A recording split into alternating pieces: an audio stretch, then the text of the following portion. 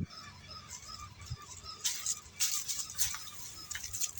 today's episode, I'll show you how to properly fix a tire with a knot on it.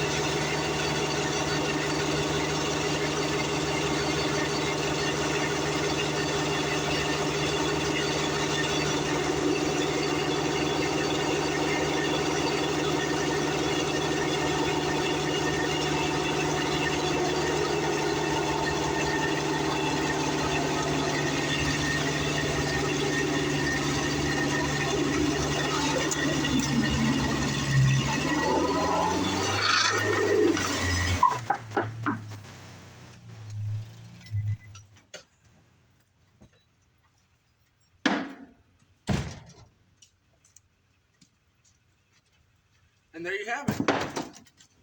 How to properly repair a tire with a knot on it. Y'all have a great day.